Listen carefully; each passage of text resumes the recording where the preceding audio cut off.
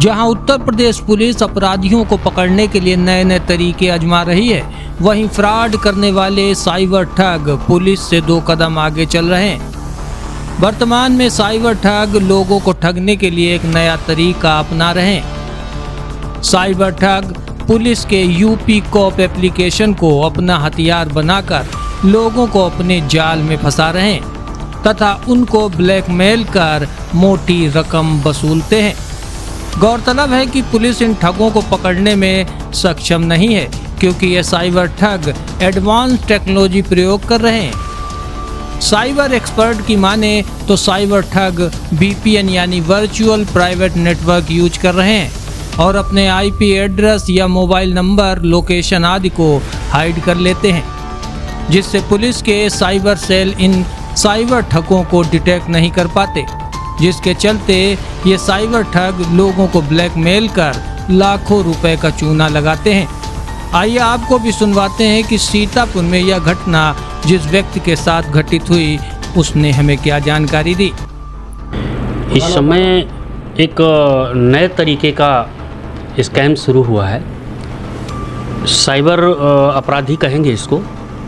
इसमें क्या है कि पुलिस विभाग के द्वारा एक सुविधा दी गई थी पत्रकारों को और जो समाज सेवी लोग हैं उनको। एक ऐप लॉन्च किया गया था जिसमें जो भी FIR पंजीकृत होती थी वो उस पर लोड कर दी जाती है, जिससे अगर उसको किसी को जानकारी लेनी है या FIR की कॉपी लेनी है तो उसके लिए विभाग के पास या कोतवाली नहीं जाना पड़ता था, वो उसको डाउनलोड करके प्रिंट आउट ले लेते थे। इसका फ़ायदा साइबर अपराधियों ने उठाया, क्योंकि उस पर जो पीड़ित होता है उसका फ़ोन नंबर दर्ज होता है। साइबर अपराधी जो हैं तरह तरह से अलग अलग नंबरों से उस पीड़ित को कॉल करते हैं और उसको बताते हैं कि आपने कल इन धाराओं में एक मुकदमा दर्ज कराया है जिस पर कार्रवाई होने के लिए इतने इतने पैसे का खर्चा आ रहा है। आप ऐसा करिए 5,000, 10,000, 15,000, जिस तरीके का वो कस्टमर और जिस तरीके का केस देखते हैं उसी के हिसाब से उसको डील करते हैं कि इतना पैसा ऑनलाइन आप हमको ट्रांसफ़र कीजिए, इसके बाद हमारा पुलिस विभाग कार्रवाई करना प्रारंभ कर देगा। इसी तरीके का एक मैटर मार्च के महीने में मेरे पास आया। मैंने एक FIR फाइल करवाई थी 4 मार्च को, और 5 मार्च को मेरे पास एक कॉल आता है और मुझे बताया जाता है कि मैं कप्तान ऑफिस से बात कर रहा हूं और आपने ये FIR दर्ज कराई है और आपके मुकदमे में कार्रवाई करने के लिए 15,000 रुपये का खर्चा आ रहा है। इस विषय को लेकर के मैं तत्काल कप्तान साहब के पास पहुँचा और उनको उस कॉल का रिकॉर्डिंग सुनाया। मेरे पास कॉल रिकॉर्डिंग सुनाया। उसके बाद कप्तान साहब ने कहा कि एक प्रार्थना पत्र हमें दे दीजिए, इस पर एक मुकदमा पंजीकृत करते हैं। कप्तान साहब ने मुकदमा भी पंजीकृत किया उसमें, और उसके बाद एक वीडियो भी जारी करके जनता को आगाह करने के लिए उन्होंने एक वीडियो भी जारी किया था इस संदर्भ में कि पब्लिक के लोग होशियार रहें, सावधान रहें और इस तरीके का कोई पैसा न दें। अभी और इस तरीके का केस देखने को मिला है। अभी 2 दिन पहले मेरी वाइफ के फ़ोन पे एक कॉल आती है कि फला चौकी में आपके खिलाफ़ एक कंप्लेंट दर्ज की गई है, और एक हिसाब से अगर देखा जाए तो मानसिक उत्पीड़न करने का प्रयास किया जाता है। जब हमारी पत्नी ने अपना फ़ोन उठा करके बेटे को पकड़ा दिया तो उसके बाद फ़ोन को डिस्कनेक्ट कर दिया गया। इस तरीके के बहुत सारे केस हमारे सामने आए हैं जहां पर लोगों को ठगने का प्रयास किया जा रहा है।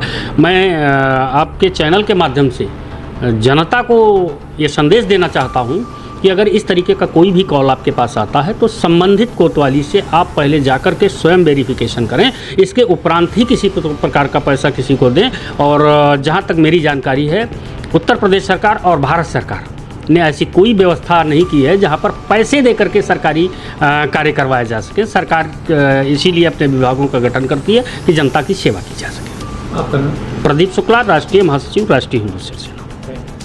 साफ स्पष्ट है कि आप सतर्क रहें, जिससे आप साइबर ठगों का शिकार न बने।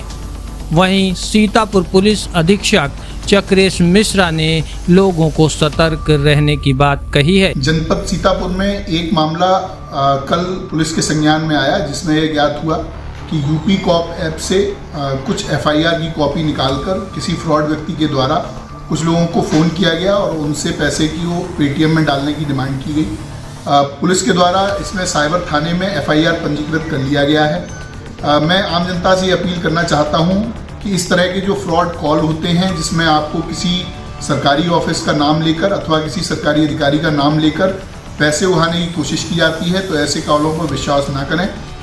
इस तरह के अगर कोई फ्रॉड होते हैं तो उनको साइबर थाने पर सूचित करें, जिसका CUG नंबर मीडिया में प्रकाशित किया गया है।